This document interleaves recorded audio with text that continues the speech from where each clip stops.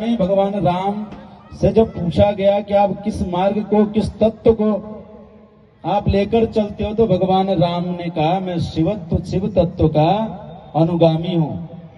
भगवान राम बाल्यकाल से भगवान शंकर को भजते हैं और भगवान आप सभी लोग यहाँ उपस्थित हैं, आप सभी लोग प्रसाद लेकर के ही जाएंगे। महाराज जी मेरा वाहन है तो नहीं जाएगा। हमारे भी नगर पालिका की अध्यक्षा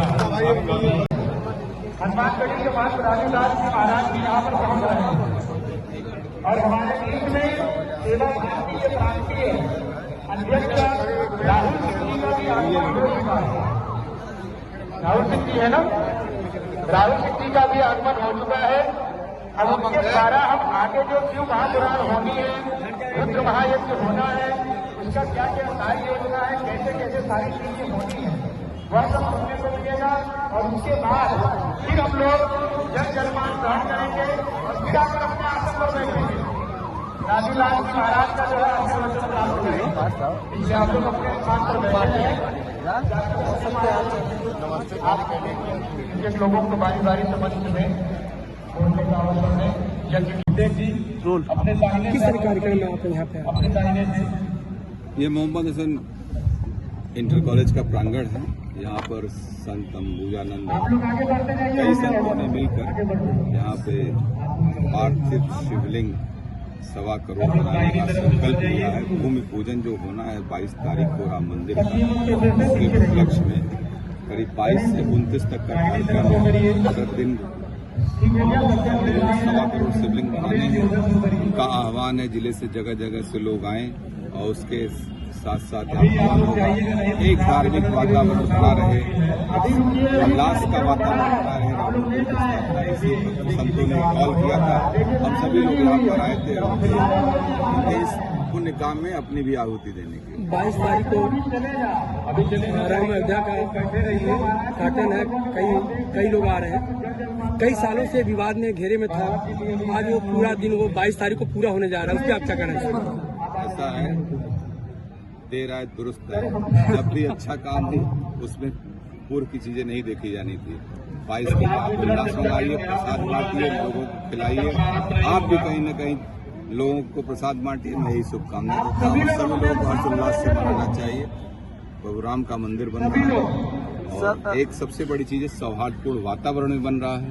पुराना एक विवाद था वो न्यायपालिका के माध्यम से हल हुआ और अच्छा हल निकला। उससे दोनों पक्ष खुश हो गए, एक शानदार मंदिर। सब जनपद वासियों से क्या संदेश देना चाहेंगे? आखिरी संदेश भगवान राम की मर्यादा का पालन करें, उसको अपने जीवन में आत्मसात करने का प्रयास करें। मैं यही कहूँगा। आने वाले 9 वर्ष के शुभ अवसर मनोरंजन की दृष्टि से देखते हैं, ये मनोरंजन नहीं है, ये हृदय की गहराइयों में परमात्मा को धन्यवाद करने के लिए एक श्रेष्ठ अवसर है।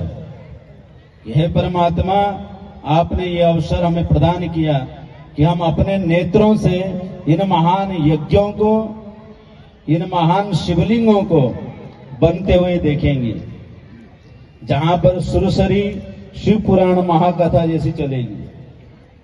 तो भगवान राम के लिए इससे बड़ा उपहार आप लोगों के पास कोई हो नहीं सकता है, क्योंकि भगवान राम के, जिनकी भगवान राम ने उपासना की, बाल्यकाल भगवान शंकर भगवान राम को बसते हैं। एक बार हजारों वर्षों की साधना में मां भगवती पार्वती और भगवान शंकर दोनों ही विराजमान हैं। माता पार्वती काफी देर ध्यान करने के बाद भगवान शंकर से पूछती है कि इतने समय तक मैं भी ध्यान क्यों, पर मैं आपको जब ध्यान में देखती हूं तो मुझे अलग ही अनुभूति होती है, इसका मुख्य कारण क्या है? तो भगवान शंकर माता पार्वती को कहते हैं, उमा कहूं मैं अनुभव अपना, सत हरि भजन जगत सब सपना, परहित सरिस धर्म नहीं भाई, पर पीड़ा नहीं समाध माई। जहां भगवान शंकर धर्म और अधर्म की बात बता रहे मां भगवती पारंबा को, बता रहे हैं कि मेरा अनुभव है माता उमा कि संसार में श्रेष्ठ केवल एक है हरि भजन, सत हरि भजन जगत सब सपना। और धर्म क्या है? पर हित सरिस धर्म नहीं भाई। जो ये महाराज विराजमान है अंबुजानंद महाराज, आप सभी को परहित, ये पुरुषार्थ है, परमार्थ है, यही धर्म की परिभाषा है। किसी का हित करना ही धर्म है और पर पीड़ा नहीं समथमाई।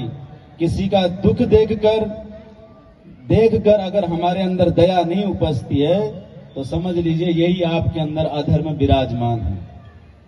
अक्सर हम कोई भी कार्य करते हैं तो हमको लगता है कि मैं करूंगा तो अगला क्या सोचेगा। अगला तो मौन रह के भी आपके बारे में बहुत कुछ सोचेगा। तो इस विषय में देखने की आवश्यकता नहीं है। आप जब किसी भी अनुष्ठान को, किसी भी कार्य को अंतःकरण से करते हैं तो वह स्वतः ही शुद्ध हो जाता है। और ऐसे अनुष्ठान हमें, हमारे पूर्वजों को, हमारे क्षेत्रों को पवित्र करता है। भगवान राम का चरित्र हर किसी के लिए प्रेरणादायक है।